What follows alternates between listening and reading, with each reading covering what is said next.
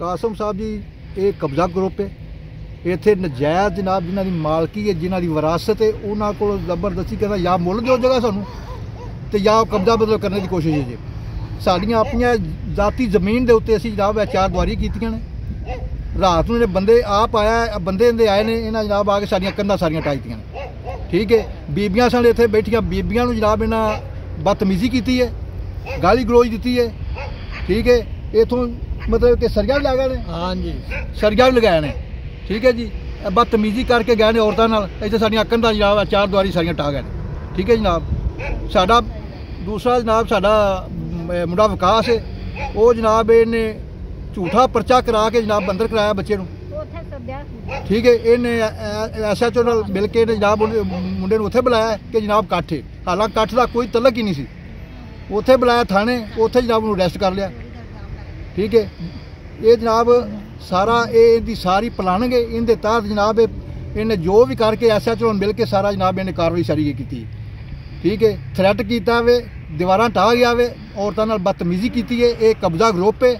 ਇੱਥੇ ਜਨਾਬ ਸਾਨੂੰ ਇਨਸਾਫ ਚਾਹੀਦਾ। ਇਹ ਜਨਾਬ ਇਹ ਜਿਸ ਦਾ ਦਿਲ ਕਰਦਾ ਜਨਾਬ ਆ ਕੇ ਥ੍ਰੈਟ ਕਰਦਾ ਔਰਤਾਂ ਨੂੰ, ਮਰਦਾਂ ਨੂੰ। ਇੱਥੇ ਜਨਾਬ ਇਹ ਸਾਰੇ ਸ਼ਰੀਫ ਲੋਕ ਨੇ, ਆਪੋ ਆਪਣੀ ਮਲਕੀਅਤ ਜਨਾਬ ਕਾਸ਼ਤਕਾਰੀ ਕਰ ਰਹੇ ਨੇ, ਸਾਰਾ ਕੁਝ ਕਰ ਰਹੇ ਨੇ। ਲੇਕਿਨ ਇਹ ਬੰਦੇ ਨੇ ਜਨਾਬ ਬਗੈਰ ਕਿਸੇ ਵਜ੍ਹਾ ਤੋਂ, ਬਗੈਰ ਕਿਸੇ ਨੋਟਿਸ ਤੋਂ ਜਨਾਬ ਇਹਨੇ ਆ ਕੇ ਕੰਧਾਂ ਢਾਹ ਦਿੱਤੀਆਂ ਨੇ। ਵਜ਼ੀਰ ਆਲਾ ਮਰੀਮ ਨਵਾਜ਼ ਸ਼ਰੀਫ ਦੇ ਅੱਗੇ ਗੁਜ਼ਾਰਿਸ਼ ਹੈ ਕਿ ਸਾਡੇ ਨਾਲ ਨਾ ਇਨਸਾਫੀ ਹੋਏਗੀ ਹੈ। ਠੀਕ ਹੈ, ਸਾਡੀ ਆਪਣੀ ਜ਼ਾਤੀ ਜ਼ਮੀਨ ਹੈ। ਠੀਕ ਹੈ, ਕਬਜ਼ਾ ਗਰੁੱਪ ਕਾਸਮ ਅਲੀ ਹੈ। ਠੀਕ ਹੈ, ਉਹਨੇ ਆ ਕੇ ਅਸੀਂ ਦੀਵਾਰਾਂ ਆਪਣੀਆਂ ਕੀਤੀਆਂ ਨੇ। ਉਹਨੇ ਆ ਕੇ ਨਾਲੇ ਸਾਨੂੰ ਬੀਬੀਆਂ ਨੂੰ ਧਮਕੀਆਂ ਲਗਾਈਆਂ ਨੇ, ਨਾਲੇ ਸਾਡੇ ਭਾਈ ਨੂੰ SHO ਨੂੰ ਪੈਸੇ ਦੇ ਕੇ ਤੇ ਉੱਥੇ ਬੁਲਾਇਆ, ਥਾਣੇ ਬੁਲਾਇਆ ਗਿਆ ਹੈ। ਉੱਥੇ ਬੁਲਾ ਕੇ ਤੇ ਝੂਠਾ ਉਹਦੇ ਤੇ ਪਰਚਾ ਕਰਾਇਆ ਗਿਆ ਚੋਰੀ ਦਾ। ਠੀਕ ਹੈ, ਅਸੀਂ ਬੀਬੀਆਂ ਇੱਥੇ ਸਾ ਪਹਿਲੋਂ ਇੱਕ ਦਿਨ ਆਏ ਨੇ, ਕੰਧਾਂ ਢਾਹ ਕੇ ਗਏ ਨੇ। ਅਸੀਂ DPO ਦੇ ਦਫ਼ਤਰ ਗਏ ਹਾਂ ਸ਼ੇਖਪੁਰਾ, ਸਾਡੀ ਨਹੀਂ ਸੁਣਾਈ ਹੋਈ ਗਈ। ਅਸੀਂ ਰਾਤ ਤੇ ਫਿਰ ਇੱਥੇ ਆ, ਦੂਸਰੇ ਦਿਨ ਫਿਰ ਆਏ ਨੇ, ਬਾਕੀ ਦੀਆਂ ਦੀਵਾਰਾਂ ਫਿਰ ਗਿਰਾ ਗਏ ਨੇ। ਠੀਕ ਹੈ, ਸਾਨੂੰ ਨਾਲੇ ਬੀਬੀਆਂ ਨੂੰ ਧਮਕੀਆਂ ਲਗਾ ਕੇ ਗਏ ਨੇ। ਤੇ ਤੁਹਾਡੇ ਅੱਗੇ ਗੁਜ਼ਾਰਿਸ਼ ਹੈ ਕਿ ਸਾਨੂੰ ਇਨਸਾਫ ਮਿਲੇ, ਸਾਡੀ ਹਰ ਗਰੀਬ ਨੂੰ ਇਨਸਾਫ ਮਿਲੇ। ਨਾਲੇ ਸਾਡਾ ਜੋ ਇੱਥੇ ਸਮਾਨ ਸੀ, ਨਾਲੇ ਸਾਡਾ ਬਦਤਮੀਜ਼ੀ ਕਰਕੇ ਗਏ ਨੇ, ਤੇ ਨਾਲੇ ਸਾਡਾ ਸਮਾਨ ਇੱਥੋਂ ਸਰੀਆ ਵਗੈਰਾ ਜਿੰਨਾ ਨੁਕਸਾਨ ਹੋਇਆ ਹਰ ਚੀਜ਼ ਸਾਡੇ ਕੋਲ ਚੁੱਕ ਕੇ ਲੈ ਗਏ ਨੇ। ਤੇ ਸਾਨੂੰ ਇਨਸਾਫ ਚਾਹੀਦਾ। ਸਾਡੇ ਬੀਬੀਆਂ ਨਾਲ ਬਦਤਮੀਜ਼ੀ ਕਰਕੇ ਗਏ ਨੇ, ਨਜਾਇਜ਼ ਉਹਦੇ ਤੇ ਬਹਿਣਾ ਸੀ। ਕਿੰਨੇ ਬਹਿਣਾ ਸੀ ਇੱਥੇ? ਬਦਤਮੀਜ਼ੀ ਕਰਕੇ ਗਏ ਨੇ, ਬਹੁਤ ਬਦਤਮੀਜ਼ੀ ਕਰਕੇ ਗਏ ਨੇ। ਜ਼ਮਾਨਤ ਵੀ ਨਹੀਂ ਕਰਦੇ ਪਏ। SHO ਅੱਗੇ ਗੁਜ਼ਾਰਿਸ਼ ਕੀਤੀ, SHO ਨੇ ਪੈਸੇ ਖਾਦੇ ਨੇ, ਉਹ ਕਾਸਮ ਅਲੀ ਦੇ ਨਾਲ ਮਿਲਿਆ ਹੈ।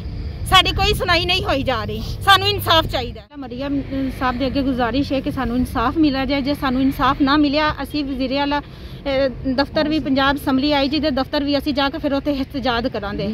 DIG ਦੇ ਦਫ਼ਤਰ ਵੀ ਜਾਵਾਂਗੇ, ਕਿਉਂਕਿ ਸਾਡੀ ਨਹੀਂ, ਸਾਡੇ ਸਟੇ ਆਇਆਂ ਦੇ ਵਿੱਚ ਵੀ ਇਹਨਾਂ ਸਾਡੇ ਨਾਲ ਬਦਤਮੀਜ਼ੀ ਕਰਕੇ ਗਏ ਨੇ, ਸਾਡਾ ਦੀਵਾਰਾਂ ਢਾਹ ਗਏ ਨੇ। ਅਸੀਂ ਸਾਡੀ ਹਰ ਚੀਜ਼ ਆਪਣੀ ਪੂਰੀ ਹੈ, ਸਾਡੇ ਕੋਲ ਕਾਗਜ਼ਾਤ, ਸਾਡੀਆਂ ਗਰਦੋਰੀਆਂ, ਸਾਡੀ ਹਰ ਚੀਜ਼ ਮੁਕੰਮਲ ਹੈ।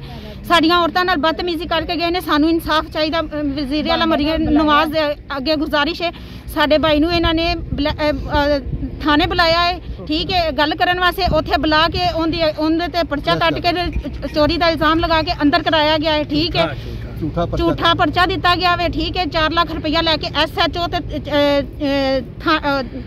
SHO ਨਾਲ ਮਿਲਿਆ ਥਾਣੇਦਾਰ ਅਕਮਲ, ਇਹ ਸਾਥ ਮੁਲਵਸ ਨੇ। ਠੀਕ ਹੈ, ਅਸੀਂ DPO ਦੇ ਦਫ਼ਤਰ ਗਏ ਆ, ਸਾਡੀ ਉੱਥੇ ਨਹੀਂ ਅਪੀਲ ਸੁਣੀ ਗਈ।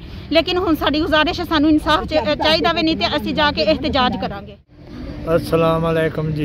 ये जी अपना ग्रुप बनया खड़ा है, इन्हें कब्जा ग्रुप है, इन्हें मेरी थां वाली ये अपना पूरा करन, पूरी मरले करन जिन्ने हैगे ने, ते असीं अपने पूरे कीते ने। असीं अपनी वली है, ये नजायज़ साडे नाल कर रहा जी। सानू तुसीं इंसाफ दिओ, तुहाडी मेहरबानी है। बेटा इंसाफ चाहिए, इंसाफ चाहिए। बेगुनाह बेकसूर नजायज़ पर्चा करा के उन्हें फड़ के अंदर करता है। तो साढ़े को जितों तक अपना असीं अपना दे वज़ीर आला दफ्तर भी जान दे, DI के दफ्तर भी जान दे, IG के दफ्तर भी जान दे, चीफ मिनिस्टर साहब को भी जान दे, जितों तक साडा अपना असीं अपना दे।